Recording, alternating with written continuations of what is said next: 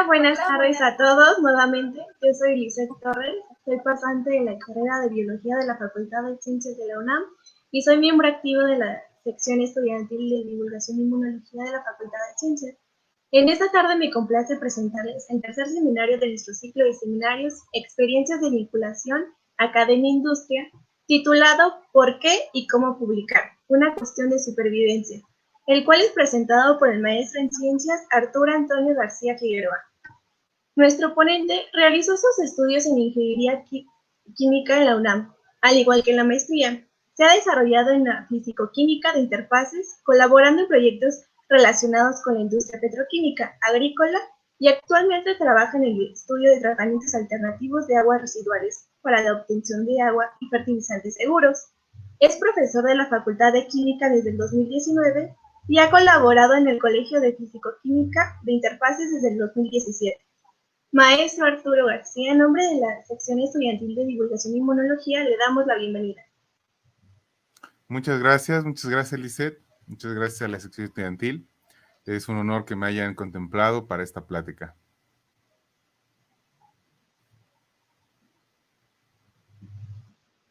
Adelante. De acuerdo, entonces ya está. Ahorita, por ejemplo, ¿se ve esto? ¿La pantalla?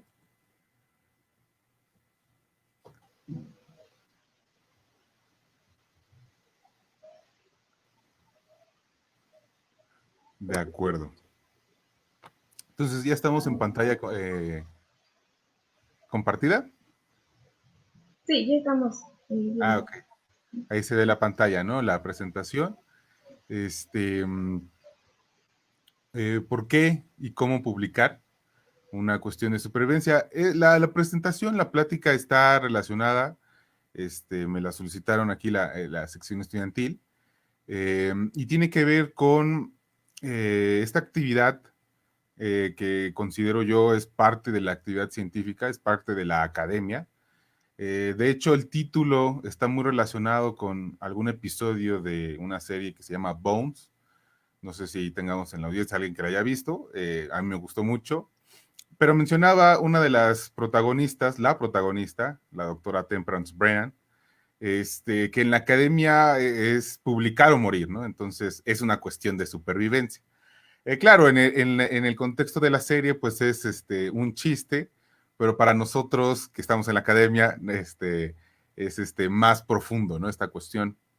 Esta plática, el material lo comparto con el profesor José Luis López, quien es un compañero y que es miembro del grupo de trabajo, ¿no? En el que yo estoy.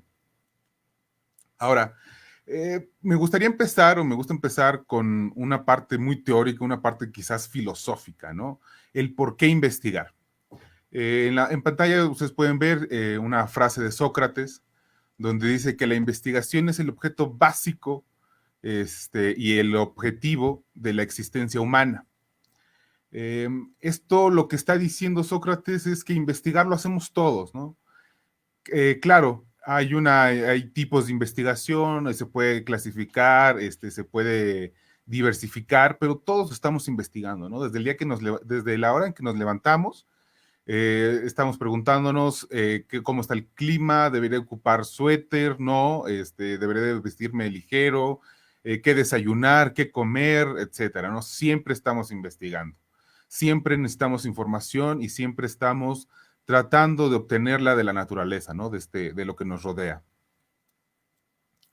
Otra frase que me gusta mucho de Bronstein, creo que esta la define muy bien el por qué investigar y posteriormente publicar, es que si bien existe varios grados de precisión en las predicciones de algunas ciencias, lo importante, lo que evalúa o una ciencia no tanto es este poder de predicción, sino lo que nos permita a nosotros conocer a la naturaleza y dominarla, ¿no? Quizás desde el punto de vista biológico o desde los ambientalistas, esto de dominar la naturaleza suene algo muy brusco, pero ahorita voy a tratar de justificarlo, ¿no? No es tampoco una afrenta a los ambientalistas, pero el conocimiento, y más que nada este conocimiento científico, lo que nos dice al final Bronstein es que nos empodera, nos da poder, ¿no? Y este conocimiento científico tiene muy integrado, está muy superditado a la investigación, ¿no? Entonces, investigar, a su vez, porque es parte de la ciencia, también nos da poder. ¿Y por qué lo digo? Trato de justificarlo, ¿no? En pantalla ustedes pueden ver la escala Kardashev. Es una escala que define el consumo energético y esto define a su vez el tipo de civilización, ¿no? Nosotros, para 1973, estábamos ocupando, creo que 1 por 10 a la 27 watts de potencia. Pensemos en las presas hidroeléctricas, en las centrales de generación de potencia, de ciclo combinado, etcétera, ¿no? Con todo eso sumado, y que para todos es bien sabido, la energía, el consumo de energía se ha incrementado exponencialmente a partir de la revolución industrial, apenas llegamos a un consumo de 1 por 10 a la 27 watts, ¿no? Todavía ni siquiera llegamos a una civilización tipo 1, ¿no? Y esta civilización tipo 1 de Kardashev lo que define es que consume toda la energía que puede proporcionarle su planeta natal, su planeta original. Y para allá vamos. O sea, si vemos el consumo energético, no se va a disminuir nuestro consumo. Vamos a seguir incrementándolo. Por más eficiente que lo hagamos, por más pacífico que lo intentamos realizar, siempre vamos a estar consumiendo energía, ¿no? Vamos a seguir creciendo. Creo que la civilización va a tender a eso, ¿no? No tiende a un estadio basal, a una maceta, y ahí se va a quedar, ¿no? Esto es lo que tiene por detrás la escala Kardashev, ¿no? Vamos a seguir continuando y esto da para llegar a una civilización tipo 2, que es consumir ya la energía total de nuestra estrella, y pues lo mejor sería llegar a la escala 3, ¿no? Al tipo 3, que es dominar toda la energía de la galaxia. Claro, esto suena muy esotérico, ¿no? Inclusive el ya llegar a una civilización tipo 2 con estructuras solares como la esfera de Dyson, pues suena muy lejano, pero dadas nuestras condiciones, nuestro consumo creciente exponencial, pues tenemos que irnos planteando, ¿no? ¿Cómo vamos a llegar a esa dominación de la naturaleza, ¿no? No es para someterla a nuestros pies, sino porque nuestra misma forma de cultura, nuestro mismo desarrollo nos demanda eso, nos demanda esa interacción con el universo. Y esto solamente lo vamos a poder lograr a través de investigando, ¿no? Seguir investigando propiedades de materiales, seguir investigando las propiedades de estrellas, del sistema solar, etcétera, ¿no? Siempre estamos en una constante investigación. Puede ser disciplinada, puede ser de manera profesional, si ustedes gustan, en la academia, pero siempre estamos investigando. Entonces, la investigación es parte fundamental de nuestra forma de ser, de nuestra civilización, ¿no? Y si me compran ese argumento, ahora vamos a ver esto cómo se relaciona, ¿no? Ya en cuestiones no tan esotéricas, no tan a largo plazo como estructuras solares, sino en el planeta Tierra, ¿no? En pantalla lo que yo reuní fue el índice de calidad de vida. Este índice es una ponderación en una región, qué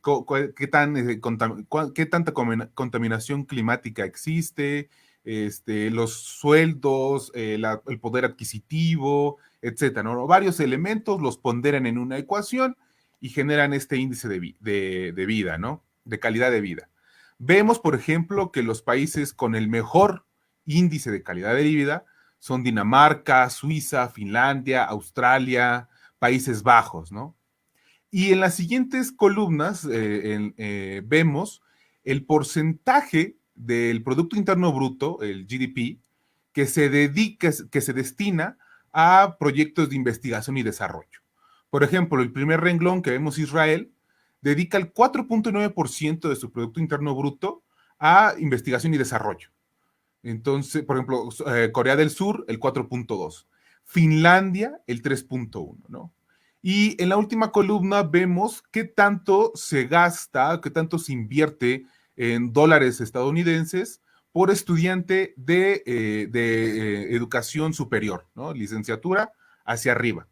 Por ejemplo, Luxemburgo gasta en promedio $48,000 por cada estudiante de nivel superior.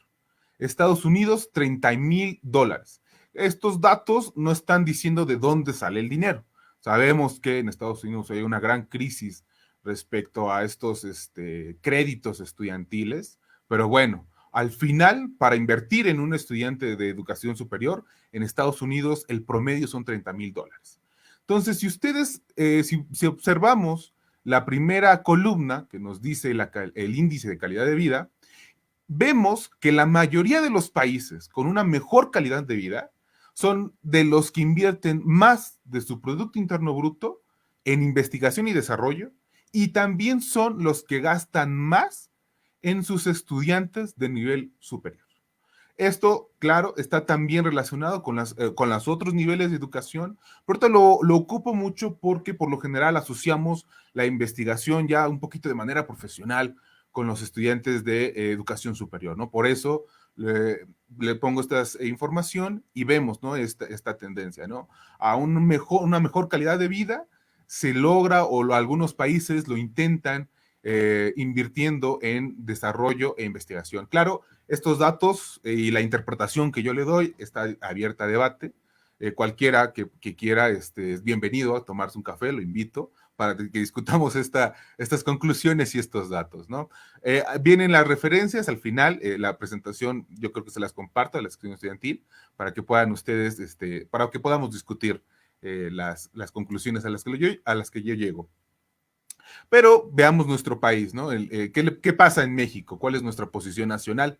Pues México está en el número 50 en el índice de calidad de vida, está en el número 38 en la lista de países respecto a la inversión en investigación y desarrollo respecto a su Producto Interno Bruto, y en el número 46 de la cantidad de dinero que invierte en sus estudiantes de educación superior.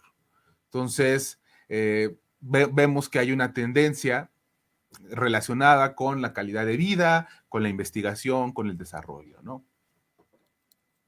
Ahora, por ejemplo, hablemos sobre las universidades, ¿no? Que es estos centros donde se desarrolla la investigación y donde generalmente se publica. Ustedes pueden ver en pantalla el Tecnológico de Monterrey, la Universidad de Guadalajara, la UNAM, nuestra casa, la Benemérita de Puebla, el Politécnico, la UAM, la de Baja California y el Colegio de México. Y las diferentes columnas nos indican el número de investigadores del sistema nacional. Claro, en una universidad, por ejemplo, como la UNAM, no solamente los investigadores con SNI realizan investigación, pero si nos vamos por los atributos, las características que un investigador debe tener para estar en este sistema, pues prácticamente, si generalizamos, al menos en promedios, son los que llevan los grupos de investigación, o sea, son a los que se les acepta meter proyectos, esto como PAPIT, PAPIME, que son muy comunes acá en la UNAM, que son para financiarse de manera económica. Podemos prácticamente decir, ¿no? Está muy relacionado la investigación o qué tanto se desarrolla la investigación respecto al número de investigadores que tenga el Sistema Nacional de Investigadores. Vemos que la universidad es la que cuenta con más investigadores, la UNAM, cuenta con 4,812. Estos son datos hasta enero de 2019. Quizás fluctúe un poco, más o menos 20, más o menos, un poquito así. Vemos también al lado derecho, hay una columna que dice UG respecto a investigadores, ¿no? Estos son cuántos alumnos de nivel superior, es decir, pero apenas en la licenciatura, le tocaría a cada uno de estos investigadores. Hago este cociente porque estos investigadores son los que van a transmitir la forma de hacer investigación, ¿no? De manera correcta, de manera que sea accesible un financiamiento. Fíjense que para la UNAM, cada investigador tiene que estar atendiendo tendría que estar atendiendo 43 estudiantes y enseñarles cómo hacer una investigación. Quizás aquí hay alguna discrepancia, no todos los estudiantes requieran hacer investigación. Ahorita quiero llegar a eso, que tiene mucho que ver con por qué publicar, una cuestión de supervivencia. Y en la cuestión de estudiantes ya graduados, es decir, que estén en posgrado, a la universidad le tocan 6 estudiantes graduados por cada investigador.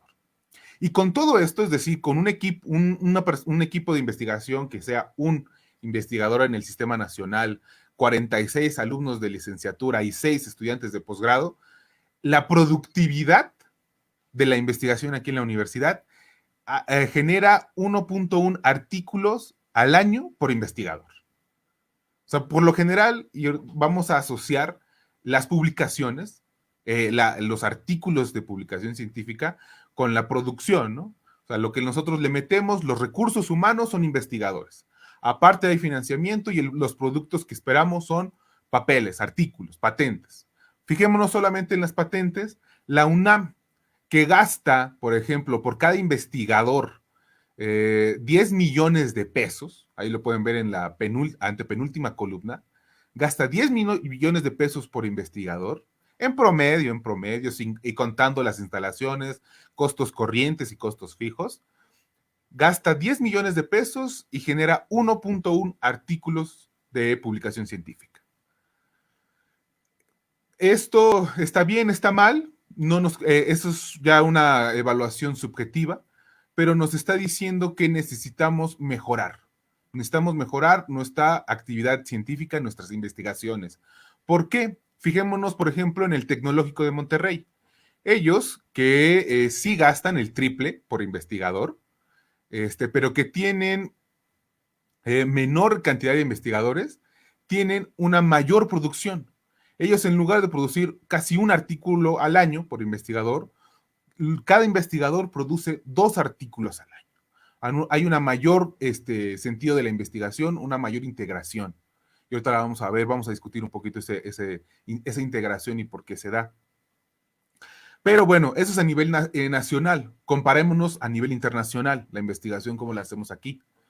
Por ejemplo, el MIT, que tiene más o menos un número parecido a nosotros, 4,000 investigadores. Esto es en el Sistema Nacional de Estados Unidos. Fíjense cómo cambia la relación, ¿no? Cada investigador en el MIT está a cargo de un estudiante de licenciatura para instruirlo, para heredarle una filosofía de investigación y por lo tanto una metodología de publicación. Y tiene a su vez a su cargo 2 estudiantes de posgrado.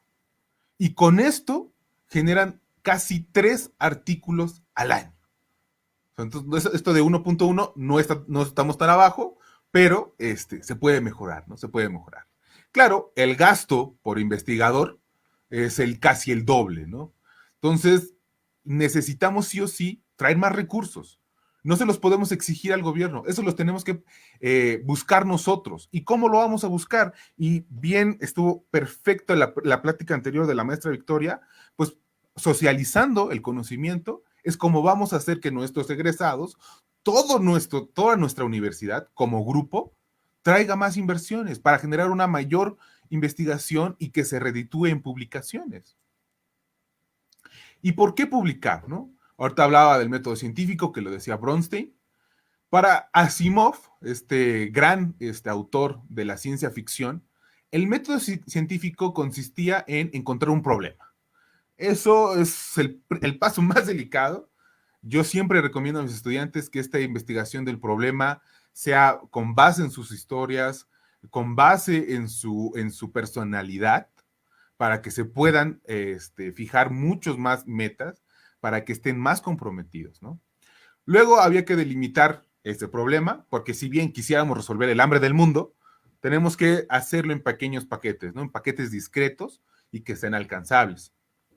De tal forma que adquiramos un marco teórico de conocimiento y propongamos una hipótesis, propongamos una metodología experimental, la comprobemos y diga si sí funciona o no funciona nuestro trabajo, ¿no? Nuestro método científico. Pero nosotros aquí en el grupo de trabajo agregamos un último paso que no pone Asimov, que es publicar. Porque si bien quisiera resolver el hambre del mundo y lo defines en pequeñas etapas, reúnes la información, generas una hipótesis y la pruebas, de nada sirve si haces la investigación aquí en México y el mayor problema de hambre está en África. Entonces, sí o sí, publicar no solo es una cuestión de supervivencia académica, sino a nivel civilización. ¿Por qué? Porque necesitamos de compartir este conocimiento, de compartir investigaciones, conclusiones, hipótesis, metodologías, para que podamos tener una infraestructura, no solo de conocimiento, sino también de equipos, de laboratorio, que nos permitan llegar a estas metas más grandes, ¿no? Eliminar el hambre del mundo, generar una esfera de Dyson para ya controlar la energía solar. Entonces, un último y creo que también un paso importante del método científico es publicar. Y ahorita, por ejemplo, vemos, es una cuestión de supervivencia en la academia, es una cuestión de supervivencia en la civilización, inclusive es una cuestión de supervivencia personal, ¿no? Con esto te puedes comprobar ideas que tengas tú y que vayas desarrollando. ¿Y cómo lo publicamos? Por lo general, existen 3 formas de publicar. El libro, el artículo de publicación científica o el congreso. Dentro de muchas otras, ¿no? Como patentes, como fascículos, como etcétera, ¿no? Varios elementos, ¿no? Pero principalmente en la academia van a haber artículo, libro y congreso. La publicación en un congreso, esto requiere que se dé, que esté el ambiente. Ahorita, desafortunadamente, con lo que nos está pasando este año, los congresos se han cerrado. Era un buen elemento porque a mí me lo enseñaron como el turismo científico, porque además de publicitar tu investigación, te das a conocer, vas a países, vas a lugares muy bonitos, conoces otras culturas, pero principalmente das a conocer tu investigación, ¿no? Ahorita no se puede dar, es una de las maneras más rápidas. Por lo general, en un congreso siempre se llevan investigaciones no completas, precisamente se llevan a congresos para poder recibir críticas, información, para recibir otros puntos de vista y que se fortalezca nuestra investigación. Los libros lo podríamos considerar como una colección de muchos artículos. Entonces, para eso sí ya se requiere de un gran investigador que tiene su carrera ya estabilizada, concretizada, no anquilosada, pero que sí tiene bastante información que reunir. Por lo tanto, como personas individuales, como personas físicas, no morales, lo que podríamos hacer, o en la forma que podemos contribuir más en las investigaciones, la forma en que podemos llegar más a dar a conocer el conocimiento, y ayudar en esta cuestión de supervivencia, pues es a través de la publicación de artículos científicos, ¿no? Y a este respecto, igual como lo mencionaba la maestra Victoria, que respecto a este estigma del uso del inglés, de conocer otras áreas del conocimiento, hay un estigma en la academia respecto a la publicación, ¿no? Por ejemplo, los alumnos de licenciatura creen o consideran que ellos no pueden publicar, o inclusive me ha tocado compañeros, colegas, que tienen, que para ellos los alumnos de licenciatura, pues no son recomendables de que hagan una publicación. Mi punto de vista es que precisamente regresamos a esto, a la cuestión de supervivencia. Requerimos que todos le entren, tanto los de licenciatura, y mejor aún ellos, porque son los que van a tener más tiempo y ser más productivos. O sea, no digo que yo ya esté en mi ocaso, pero estar enseñando siempre, siempre a quien sea, no necesariamente de nuestro grupo de investigación, a quien sea, las técnicas, las formas, las metodologías, pues va a ayudarnos a todos, no solamente a nuestro grupo de trabajo, a nuestra universidad, a nuestro país. Siempre pensemos que esto es para el aumento del conocimiento de la civilización. Y desde ese punto estamos contribuyendo. Que los alumnos de licenciatura publiquen es la prioridad, o debería ser una cuestión filosófica de nuestra investigación en la universidad. Y no es complejo. Por ejemplo, hoy les estoy poniendo una estructura de un artículo de la revista de la Academia de la Sociedad Real de Inglaterra, de Química.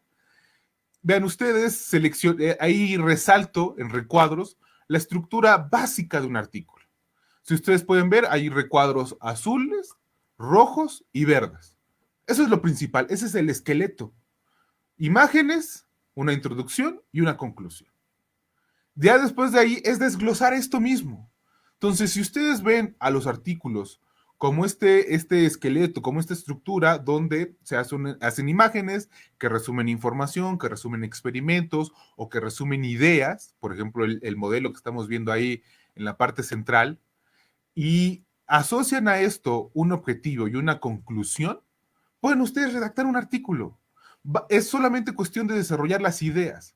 Entonces, no hay ningún impedimento y de hecho, todos los artículos no reciben o no, si ustedes pueden ver en los nombres, no está el título, porque no, eso no es importante o relevante cuando están publicando. Claro, no va a publicar, no van a aceptar a cualquiera, lo van a criticar, lo van a revisar entre pares para que la información sea verídica, para que la información ayude, claro, pero ustedes, pensando en que no van a publicar cualquier cosa porque no lo van a hacer, nadie lo hace, pueden publicar, ¿no? Todos los estudiantes de licenciatura, maestría y los de doctorado estamos obligados a publicar. Y la estructura es la misma. Vean, por ejemplo, este otro artículo es de la Sociedad Americana de Estados Unidos. La misma estructura, imágenes, resumen, conclusión. Lo demás es desarrollar lo que está escrito en rojo, subrayado en rojo, y llevar al lector a las conclusiones. No hay otra fórmula. Esa es la publicación, ese es un artículo. Inclusive, si nos vamos a otra área del conocimiento, por ejemplo, psicología, quizás para Facultad de Química, para Facultad de Ciencias, esto sea muy lejano, quizás, para algunos quizás no. Estas ciencias sociales pueden ser otro estilo, quizás tengan otra forma de hacer llegar sus conocimientos, pero hacen lo mismo que nosotros, publican y la estructura es la misma. Resumen, imágenes, conclusión. Y la cuestión es desarrollar lo que nosotros resumimos, sintetizamos en una imagen para llevar nuestras ideas. Claro, la cuestión es dónde lo publicamos, dónde buscamos la información también. Podemos buscar en la revista Vanidades en Tú o en Vanity Fair, no sé. Siguen siendo revistas, pero esas no son las revistas que ocupa pues, la Academia Científica, ¿no? La Academia Científica ocupa la hemeroteca, donde tenemos muchas revistas de publicación. Todos los alumnos de licenciatura, yo los invito a que se acerquen a revisarlas, a verlas de primera etapa, ¿no? Desde primer semestre, una de las primeras tareas debería ser irse a la hemeroteca y solamente hojear las revistas, ¿no? Ver la estructura, ver las imágenes que ponen, y de las imágenes uno va adquiriendo ya el conocimiento, cuáles son las investigaciones de tendencia, cuáles son las más complejas, las robustas. El simplemente agarrar una revista y ver que un artículo lleva 80 páginas, pues ya nos dice la complejidad de ese tema y quizás eso nos guste o nos lleve a otro camino, ¿no? Pero en este sentido hay que revisar las revistas de nuestra área. Estas son algunas que yo ocupé en un curso que estamos dando ahorita. Revistas sobre metalurgia, sobre biología, sobre minería. Tenemos también de química pura, tenemos de ingeniería química. Ahí están las revistas. Esas son las que tenemos que hojear, las que tenemos que estarnos empapando para saber cómo vamos a hacer estas publicaciones, de qué se trata la investigación reciente, cuál es la que está recibiendo más inversión. Siempre, si me regreso un poquito, en los artículos, aquí, por ejemplo, vemos unas secciones en amarillo, ahí siempre se informan quiénes están dando el dinero. No solamente es la universidad, a veces son algunos institutos en Estados Unidos o compañías que están interesadas en que se hagan estas investigaciones, ¿no? Entonces, todo eso lo podemos ver en los artículos y simplemente de ojearlo, de estar viendo estos elementos rápidos, ustedes van adquiriendo muchísima información que los adelanta en años a estudiantes de posgrado, estudiantes de maestría. Entonces, se vuelve, como decía, una cuestión de supervivencia ahora personal. Si ustedes quieren, como estudiantes de licenciatura o de maestría, desarrollarse en este mundo académico. El seguirse en el mundo académico es una cuestión de publicar y mejor que lo aprendamos, que lo investiguemos desde el inicio, desde el primer semestre, el día uno de la carrera, que ahora vamos a empezar. Los nuevos van a estar desde sus casas empezando las carreras. Chéquense los artículos de publicación científica, ¿no? Y a los profesores nos toca estarlos enseñando. Todo esto se junta en editoriales, que también las tenemos que conocer, porque como decía, ¿no? Si bien todos tenemos la capacidad de investigar, todos tenemos la posibilidad de escribir un artículo, de sintetizar ahí nuestra investigación, pues al final no todo va a llegar a hacerse público. ¿Por qué? Porque luego hay errores, luego hay omisiones, y bueno, todo eso se absorbe en las editoriales, ¿no? Ya las editoriales, que son quienes se encargan de conjuntar a los pares, para revisar la calidad de una publicación, para revisar la calidad de una investigación, son los que se preocupan, ¿no? Y también como investigadores nos tenemos que preocupar a la hora de que estamos haciendo una publicación de quién es nuestro editor, quién es nuestro grupo editorial. ¿Por qué? Porque ellos definen algunas líneas de investigación que sí van a estar publicando, hay algunas líneas de investigación que no les son atractivas, y entonces siempre estar consultando editoriales es beneficioso tanto para la revista como para el autor, como para el investigador, porque ya va sabiendo en qué revistas sí publica, en qué revistas no publica, y si las que quiere publicar, cuáles son las reglas, ¿no? Para poder mandar estos manuscritos, que ya es después de muchísimo trabajo. Yo lo que les vengo a hablar de la publicación, estos datos, es después de que ya hay mucho esfuerzo detrás, ¿no? Y que encontrar ese problema que nos ponía Asimov como el primer elemento del método científico es lo más difícil cuando estamos empezando. Una vez que ustedes lo encuentren, que es prácticamente saber a qué se quieren dedicar, es agarrarlo y no dejarlo para nunca. Pero también hay un inconveniente, y estos ya son cuestiones mínimas, ¿no? ¿Cómo lo publicamos? ¿Dónde lo publicamos? Y esto se refiere mucho a las herramientas que tenemos. Quizás suene ahorita que estaba hablando de términos macroeconómicos, que estaba hablando de estructuras solares, esto suene muy banal, pero nos va a dar dando una relación, ¿no? Y hay una discusión para los que publican si se hace en LaTeX o Word. Word, creo que la mayoría de nosotros lo conocemos, es un programa que viene de la paquetería Office, con quizás monopolio que tiene Windows, para todos nos es familiar. Y es un editor de textos que lo podemos ocupar para presentar nuestra información. LaTeX es otro editor de textos, pero que lo hace a través de código, no es tan visual como Word.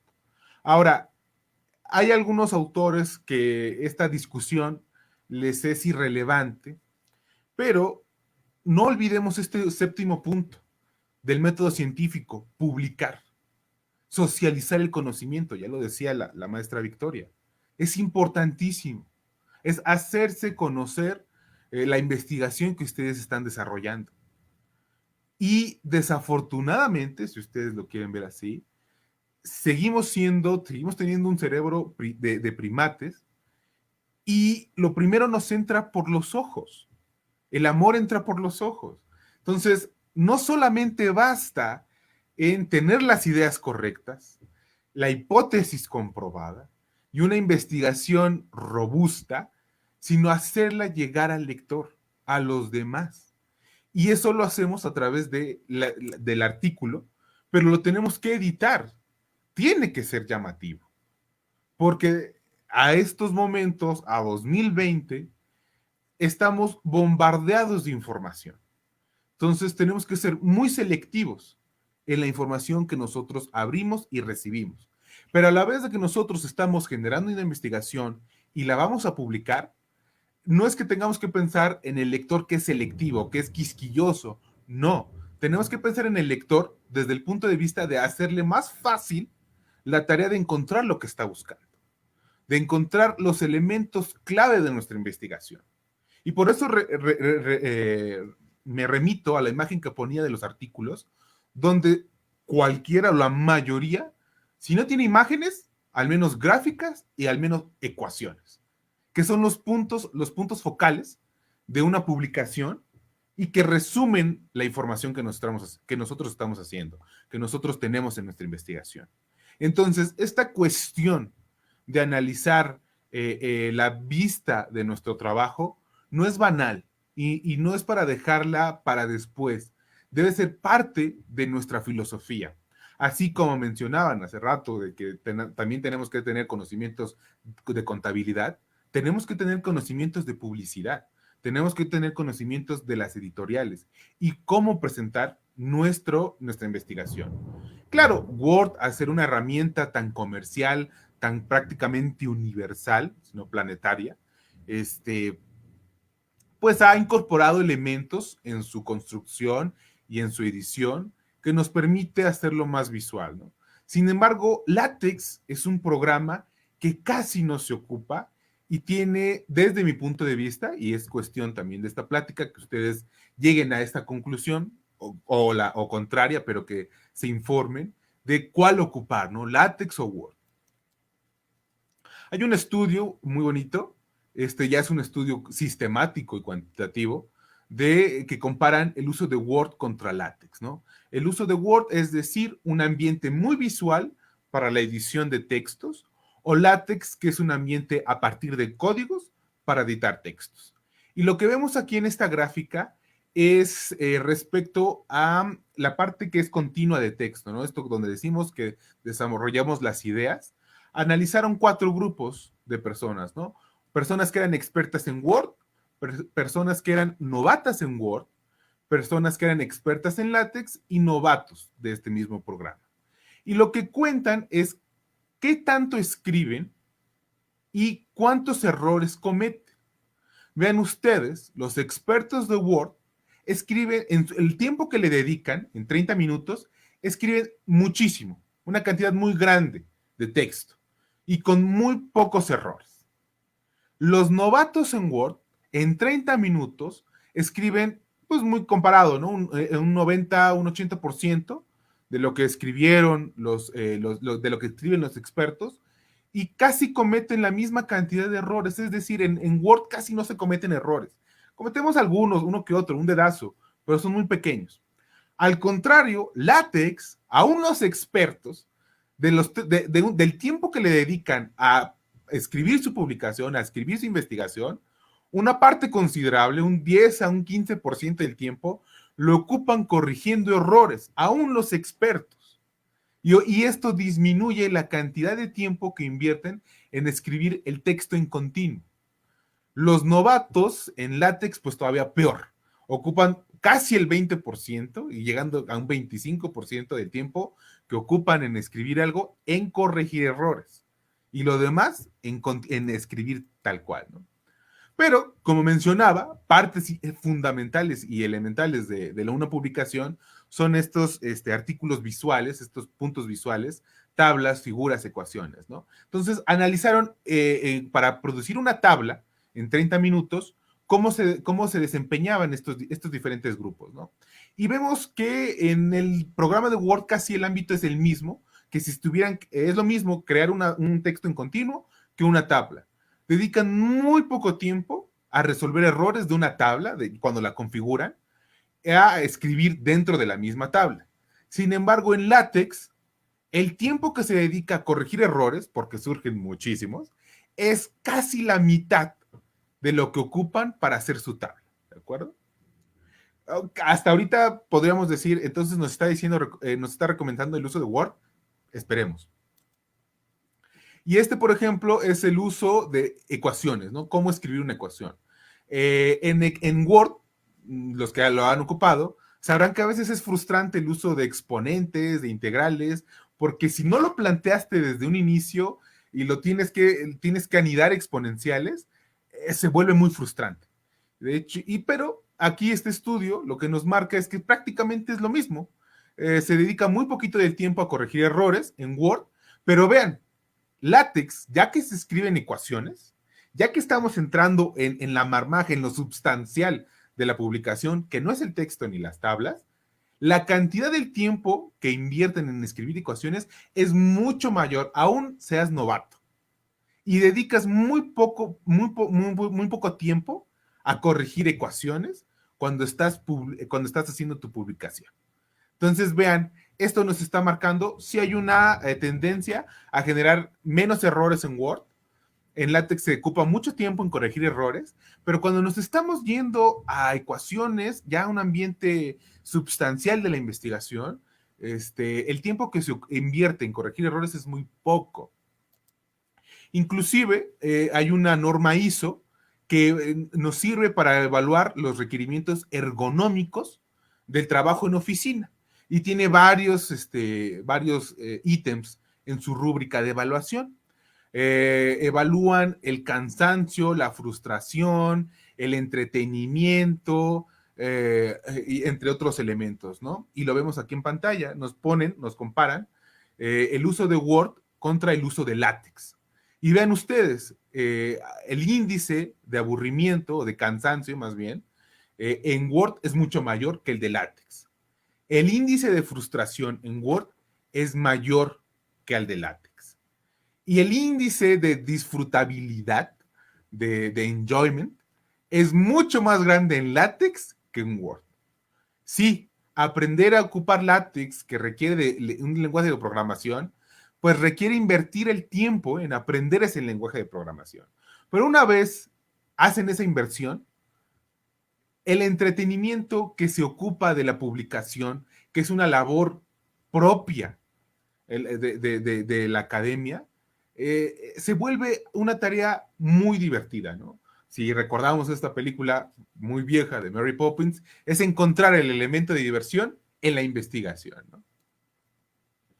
Y bueno, otros elementos que nos da LaTeX y que no nos da Word es poder hacer estructuras químicas. Disculpen el sesgo que le doy a la plática, provengo de una instrucción química, pero sin duda en ciencias ustedes ocupan muchos más mecanismos, inclusive ustedes nos dicen cómo van estos, y esto lo podemos trasladar en una publicación, en un código, en texto llano y simple. Esto ya no lo puede hacer Word. El hacer un mecanismo de reacción, el poner las estructuras químicas, se vuelve una tarea titánica en Word. Pero vean, en un espacio tan pequeñito y con simplemente un código tan sencillo, LaTeX es capaz de transmitir ideas en aspectos químicos de moléculas químicas en una manera muy elegante.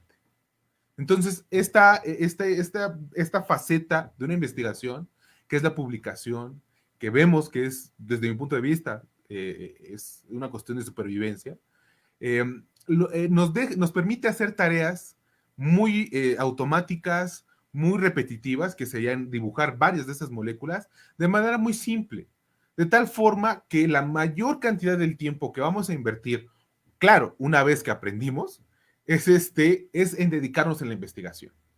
O sea, esta cuestión del editor de texto que ocupemos, que mencionaba, para algunos es quizás banal, el no analizar todos los elementos nos va dejando sesgos, nos va haciendo ineficientes. Simplemente desde analizar el acomodo del laboratorio, no es Feng Shui, no Feng Shui, no, hablando por ejemplo de la norma 17025 de la calidad en laboratorios, que tiene que ver con hacer lo que uno dice, eso es la calidad, es parte de todas estas herramientas que tenemos a nuestra disposición, que son herramientas metodológicas, para que el tiempo que invertamos en las investigaciones, en desarrollar e incrementar el conocimiento de la civilización, sea lo más productivo posible. Incrementar ese 1.1 de artículos publicados por cada investigador en la universidad y que vaya a 2.5, que es el más grande que tiene el MIT, o ¿por qué no soñar en tres artículos al año por investigador? Claro, esto va a requerir que instruyamos a los alumnos de licenciatura de todas estas partes, desde los editores, desde los buscadores, metodología de la investigación, para que seamos más productivos, atraigamos más recursos financieros y esto vaya incrementando, ¿no? A todos, no solamente a la UNAM, no solamente a México, a la civilización, ¿no? Inclusive, vean, por ejemplo, Word no puede graficar. Y si ustedes se van a Excel, Excel no puede hacer estas gráficas. Pero LaTeX igual, ahorita no puse el código, en texto simple puede generar este tipo de gráficas. Entonces sí, vamos a ocupar más tiempo en la corrección, dependiendo de qué tanto le invertamos en adquirir los conocimientos, pero esto nos va a llevar a estar sincronizando todos nuestros conocimientos, porque el estar aprendiendo un lenguaje de programación para hacer un documento, para hacer una figura, una estructura química, para hacer una gráfica, nos permite acoplarnos y quitar también un estigma a lo que sería la programación. Actualmente, casi toda la investigación, la más novedosa, si ustedes ven los artículos de Nature, que es la revista más importante, si no Science, todos están vinculados con lenguajes de programación, uso de computadoras, uso de las últimas tecnologías. Para allá vamos, para allá va la academia. Entonces, el incorporar LaTeX, el incorporar Inkscape, que también es dibujo vectorial y que se puede programar, el incorporar Python es solamente algo como publicar, una cuestión de supervivencia. Para terminar con esto de LaTeX, vean ustedes, lo que estamos viendo en pantalla es una gráfica que nos dice de la cantidad de artículos por materia que se publican, cuántos fueron editados en LaTeX. Por ejemplo, ustedes ven los de ciencias del deporte, ninguno es publicado en LaTeX. Todos los de ciencias, todos los que publican artículos de ciencias de deporte, los envían o los hacen en Word. En química somos muy poquito, apenas, quizás estemos empezando. Biología ahí está con nosotros. Ya ecología, geociencias, ingeniería van metiéndole un poquito más. Pero vean en la cuestión de física, de ciencias de la computación, en astrofísica y astronomía, pues alrededor, un poquito más del 40%, si no llegamos a física hasta el 70%, la mayoría ocupa látex para publicar, para plasmar en físico las ideas que desarrollan en su investigación. Y aquí dejo a propósito por fuera las primeras dos para darles un momento en que reflexionen. Y ahorita con lo que hemos comentado, ¿cuáles creen ustedes que son las áreas del conocimiento donde la mayoría de los artículos que se publican son en látex? 2, 3 minutos, vean ustedes, matemáticas y estadística. O sea, el lenguaje matemático, el lenguaje universal, el que ustedes pueden irse, ahorita quizás no a China, como suele ser la frase, quizás a Rusia, donde ustedes desarrollaron la vacuna, van a llegar y van a entenderlo, es matemáticas. Si estamos pensando en este proceso de globalización, en este proceso de aumentar el conocimiento de la civilización, sin duda va a ser a través de matemáticas. Y ellos nos están marcando la pauta en esta tarea tan banal que es cómo editar nuestros artículos, ¿no? Cómo publicar a través de látex. Y esto tiene que ver mucho con, además, con que debemos de ir sintetizando mucha información, ¿no? En matemáticas, el lenguaje matemático sintetiza muchísimo la idea, ¿no? Y de hecho es el punto final de este embudo del conocimiento. Yo ahorita estoy ocupando algo de marketing, en lo que estamos viendo aquí en pantalla. Primero aparece una idea, luego una investigación, luego se diseña el proceso. Este embudo del conocimiento, que es donde tenemos que nosotros llevar, a lo que nos lleva una actividad de investigación, lo podemos ver tanto en marketing como en las ciencias sociales, en todas partes, ¿no? Todo esto de publicar, de cómo publicar, de las fuentes, de si avanzo en la academia o no, pues tiene que ver con que necesitamos llevar las ideas hacia otros lugares, ¿no? Y irlas sintetizando. Esto lo meto aquí porque esto de publicar y de ocupar látex no solamente es de la academia. La industria, por ejemplo, Amazon, ocupa sus propios lenguajes, sus lenguajes de programación, ocupa sus propias interfaces que con látex se puede hacer. Una vez entrando a este mundo de la programación, en la industria, ustedes en las más modernas, si ustedes se van, por ejemplo, a BASF, en las plantas de producción de BASF, el operario tiene una máquina como si fuera un lector de código de barras que está vinculado a un programa en Python y que genera un reporte en látex, simplemente de pasar por el indicador de presión en la industria, pensando en la industria química, que le lee la presión con este lector óptico, genera un reporte y le da, esto sube en escala a los accionistas las herramientas para tomar decisiones en el mercado, ¿no? Entonces, esta cuestión de publicar, esta cuestión de cómo elegir un programa, tiene que ver con sintetizar ideas que no solamente se hace en la academia, sino también en la industria, ¿no? Y esto pues lo tenemos que estar reproduciendo, lo tenemos que estar compartiendo, ¿no? A nosotros los profesores nos toca enseñar todas estas herramientas. Si no las tuvimos, hay que adquirirlas y entregarlas, ¿no? Porque esta cuestión es para que todos salgamos adelante, todos al unísono. De nada sirve que haya uno o dos centros de investigación de punta en la universidad, ¿no? Todos tienen que ser de punta, ¿no? Y en este sentido, todos tienen que volverse estudiantes de calidad, y eso es a través de que compartamos la información. Y tiene que ver mucho con la filosofía en que trabajemos. Por ejemplo, y le preguntaban, me quedé mucho con esa última pregunta a la maestra Victoria, de cómo socializar el conocimiento, ¿no? En la academia también es muy importante, ahorita, creo haberlo justificado. Y ustedes, o los estudiantes de licenciatura y todos los estudiantes, pues deben de seguir socializando su información. Yo aquí les recomiendo esta secuencia, en inglés TCPP. Siempre saquen una tesis, un artículo de congreso, un artículo en una revista internacional y una patente. Todas las investigaciones con creatividad pueden desbordar en esto, ¿no?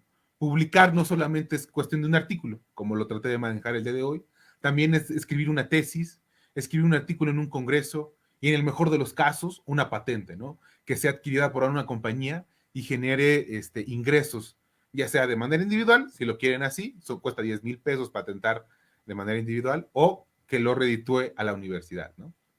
Y bueno, lo único que queda es qué estamos esperando, ¿no? Para empezar nuestra investigación y comenzar a publicar, ¿no?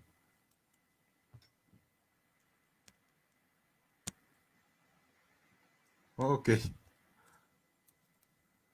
Bueno, repito, les doy las gracias a la sociedad, a la sección estudiantil, y también le doy las gracias aquí al equipo de trabajo que ustedes pueden ver, que vengo representando. Muchísimas gracias, maestro. La verdad es que la ponencia estuvo bastante interesante y creo que a muchísimo nos va a ayudar a entender pues estas dos opciones, ¿no? Y pues vamos a pasar a la sección de preguntas. ¿Está de acuerdo? Adelante. Bueno, la primera pregunta es de Anaísa Rico. Como estudiante de licenciatura, ¿cuál es la mejor manera de comenzar a publicar? Perfecto. Muy buena pregunta, Anaísa. Desde mi punto de vista particular, y una de las cosas que les recomiendo, no solamente para publicar, sino en todo, es siempre discutan, siempre vean muchas opciones, ¿no? Entonces, ahorita voy a dar mi punto de vista, pero escuchen otras. Para mí, la mejor forma de empezar a publicar es hacer un análisis reflexivo de mi persona, ¿no? Suena muy esotérico, lo sé, pero comencemos con decir qué es lo que nos gusta, mi historia, a dónde me ha llevado, qué me muestra mi historia, que me diga dónde soy bueno, en dónde contribuyo más, y a la vez, dónde contribuyo más, dónde me divierto más, dónde soy más feliz. O sea, una vez que ustedes van identificando estos puntos, sí o sí van surgiendo preguntas. Ok, soy bueno para socializar y soy bueno para, no sé, eh, biología, ¿no? Por decir algo, ¿no? Entonces, lo primero que hay que buscarse es un libro de biología, un libro de socialización, y con esto, pues, va a ir surgiendo en un diagrama de Venn las intersecciones. Comenzar a publicar es una cuestión de reflexión, qué es lo que quiero hacer, qué es lo que quiero hacer con mi vida, porque es invertir tiempo, ustedes ya lo vieron, ¿no? Es invertir tiempo en definir un problema, en investigar sobre el problema, en cómo publicarlo, en cómo socializarlo y cómo hacerlo llegar a la sociedad. Entonces, quizás suene desafiante, quizás suene difícil, esta cuestión de compromiso, pero yo les aseguro, ustedes el día de hoy tuvieron un compromiso, que es continuar con la vida. Entonces, siempre estamos comprometidos. No le teman al compromiso, evalúen su historia, evalúen sus gustos y definan un área. Definiendo un área, empiecen con los libros. Los libros son fuentes de información que mínimo tienen 10 años. Entonces, eso les puede dar un panorama concreto, les da los tecnicismos, les da el vocabulario especializado para empezar y continuar esa investigación. Muchísimas gracias. Bueno, le hago la siguiente pregunta. Desde su punto de vista, ¿cuál es el mayor reto de publicar y cómo puede superarse? Desde mi punto de vista, el reto es la procrastinación. sin duda. Y creo que eso es para todo, ¿no? Para todo el reto es dejarlo para después. Porque igual, repito, parece que hay un estigma, ¿no? Solamente publicar cuestiones que sean de laboratorio o resultados experimentales o teorías rebuscadas y profundas que nos hayan llevado 10, 5 años, 2 doctorados, una maestría y 3 licenciaturas en desarrollar. No, si ustedes ven los artículos, son paquetes de una investigación mucho más grande. Entonces, a mí me lo comentaron mis profesores, una publicación puede ser inclusive el resultado de la búsqueda del área del conocimiento. Estos que se conocen como reviews, de donde ustedes tienen un área del conocimiento que les gusta y lo que quieren es conocer el estado del arte, ¿no? Lo último en conocimiento. Entonces, para eso hay que estar comparando información, consiguiendo información y vean que no es la investigación como tal, no es el último paso, no es la comprobación de la hipótesis. El simple hecho de juntar información y sintetizarla, eso ya es publicable. El comparar ideas, claro, va a depender dónde lo quieras publicar. Hay revistas que te lo permiten, que te permiten publicar un review como estudiante. Hay otras revistas que para el review solamente se los piden a profesionales con 20, 30 años de experiencia, ¿no? Pero el reto es la procrastinación, porque ustedes de sentarse, de delimitar lo que van a hacer, de tener constancia y disciplina, en hacer lo mejor de lo mejor de lo mejor, o sea, hacerlo bien, con eso pueden ir publicando. Y otro de los retos es no hacerlo solos, no llegar al sectarismo. La investigación es un trabajo en equipo, como es para la civilización, es también de la civilización.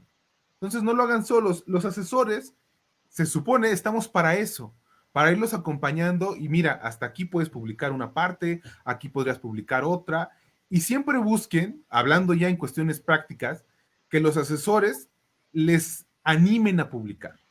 Claro, lo hacemos porque eso, pues también es beneficioso para nosotros, pero es un juego ganar-ganar, ¿no? Muchísimas gracias. Y hago la siguiente pregunta. ¿En dónde me recomienda buscar para encontrar la revista más adecuada para mi investigación? Claro, claro, esa es la pregunta del millón, ¿no? Ok, ¿y en dónde busco la información? Bueno, los artículos, insisto, se publican en revistas, ¿no? Y cada revista se puede evaluar. De hecho, muchos conocerán estos índices, el factor de impacto, el índice Shimago, el SJR, son parámetros que nos ayudan a evaluar qué tan buena es una revista, qué tan buena es la fuente de información. Entonces, hay que empezar a manejar los datos de una revista, cómo evaluar revistas. De los primeros elementos que yo les puedo compartir son estos índices eh, que nos permiten evaluar si la información que yo estoy obteniendo es buena y si es de manera eficiente, ¿no? Entonces, ¿dónde encontrarlo? Por ejemplo, Shimago es una página, ustedes lo pueden poner en Google, Shimago, y ellos evalúan, su negocio es evaluar revistas. Entonces, si ustedes ponen área del conocimiento dentro de la página de Shimago, les van a aparecer un listado de cuáles son las mejores revistas según su criterio, ¿no? Lo que hay que tener muy claro es cuál es el criterio de Shimago, porque hay índices que se van por la popularidad, hay índices que se van por la productividad, hay índices que se van por la antigüedad del tema, entonces ahí es una cuestión de estar analizando estos índices, ¿no? De primera instancia, así a bote pronto, Shimago, una página en Google, lo pueden ustedes buscar, poner el área del conocimiento y ahí les aparece cuál es la revista que ustedes deben de estar leyendo para empaparse de los criterios de edición, para empaparse de las nuevas investigaciones, ¿no? De las áreas del conocimiento de vanguardia. Muchas gracias. La siguiente pregunta es, ¿qué opinas sobre la acción de publicar por publicar sin que aporte algo relevante? Claro, buena pregunta, Rocío. Aquí ya entramos a una cuestión ética, ¿no? Así como hay ética de los doctores, hay ética de los políticos, o no la hay. Hay una ética inclusive del personal de aseo, hay una ética para los investigadores, ¿no? Entonces, es una cuestión que amerita una discusión, una plática prolongada, pero desde mi punto de vista, el publicar por publicar es subjetivo, ¿no? Yo, claro, no hay, si la pregunta va más por el estilo de que hay veces en que los autores solamente cambian una molécula en un estudio, por ejemplo, ¿no? Estudian, de lo que yo sé, tensión superficial de la familia de los guayacoles y publican un artículo con 5 miembros y en otra revista publican el mismo artículo, pero nada más le agregaron uno. Eso ya es una cuestión viciada y es una cuestión a la que nos somete la estructura académica, ¿no? Porque no se te evalúa por la calidad, se te evalúa por cantidad, ¿no? No estoy justificando a los investigadores que hacen eso, pero también hay que entender ese punto. Yo no estoy de acuerdo, no estoy de acuerdo con publicar por publicar. Si van a publicar, si van a entrar por ejemplo, en un laboratorio de investigación, lo primero que deben de preguntar es cuál es el objetivo. Por ejemplo, en nuestro grupo de trabajo, nuestro objetivo es la formulación. En este sentido, lo que nos va a interesar a nosotros es publicar trabajos que tengan que ver con cómo evaluar propiedades macroscópicas. Entonces, si eso nos permite, por ejemplo, publicar la etapa inicial de la investigación, donde hablemos de teorías, luego sobre metodologías experimentales y luego sobre ya una comprobación experimental, pues adelante, ¿no? Pero igual, en la primera publicación, donde solo hablamos de teorías, será para contribuir, ¿no? Para fortalecer nuestra posición y que lo sometamos a escrutinio internacional para que nos ayude en las siguientes etapas de la investigación. Parece que es publicar por publicar, pero es una visión estratégica. Y eso sí se tiene que consultar con el líder del equipo de trabajo, se tiene que consultar con el asesor, ¿no? Es una cuestión sensible. No hay que publicar por publicar, hay que hacerlo con objetivo. Muchísimas gracias. La siguiente pregunta es, ¿considera que los temas sobre la publicación y divulgación de la ciencia deberían implementarse con mayor esfuerzo en la formación de los estudiantes desde licenciatura, tales como materias más enfocadas en esta otra cara de la ciencia? Sin duda, sin duda. El objetivo de la universidad es enseñar, ¿no? Ese se supone que es el objetivo. No es desarrollar investigación. Para eso están los centros de investigación, los institutos. Pero nos sumamos, ¿no? Porque a través de la publicación, uno se da cuenta de la solidez de los grupos de trabajo, de los colegios de profesores. Inclusive está muy, muy mal empleado la investigación educativa. Simplemente el hecho de definir un programa de trabajo, que sus profesores les puedan responder el por qué les preguntó algo, cuál es el objetivo de aprendizaje, cuál es el resultado de aprendizaje, si es evaluación formativa, si es evaluación sumativa. Eso ya es un análisis pedagógico de la educación y que no solamente a los estudiantes, a los profesores se nos tiene que inculcar. El cómo redactar, el cómo hacer una investigación, estos cursos de metodología de la investigación, estos cursos de programación, pues son los que necesitamos de base para que entiendan todo lo demás. Desafortunadamente, el mundo está lleno de contradicciones y esto, que es crucial para la estructura educativa y de investigación, no está en la estructura, ¿no? Entonces, sí, yo considero que deben ser relevantes y se les debe de dar más énfasis. Muchísimas gracias. Y nuestra última pregunta es, ¿recomienda algún curso o material para que podamos acercarnos más al tema? Bueno, ahí a lo mejor puedo hacer comercial, pero no va a ser comercial. Les recomiendo, si pueden, yo sigo, por ejemplo, en YouTube a un investigador, ahorita no recuerdo de la universidad, de dónde es, pero se llama Darren Lipomi. De hecho, lo puedo compartir ahí en Facebook. Este es un investigador del área en el que yo estoy, que es interfaces, y tiene sus cursos en internet, pero además te habla de esta otra parte, ¿no? De la parte humana de la investigación, la parte humana de la ciencia, ¿no? Porque luego se cree que el científico es una entidad externa a la sociedad, pues sigue siendo un ser humano, ¿no? Y debemos de analizar cómo hace su trabajo y evaluar si su trabajo lo está haciendo bien. Y esto lo habla mucho Darren Lipomi. Hay libros sobre escritura científica, hay un libro muy bonito de figuras y hechos, Facts and Figures en inglés. Yo les recomiendo eso, ¿no? Lo primero, hay un libro, ese sí les lo recomiendo, el libro, Cómo escribir un artículo científico.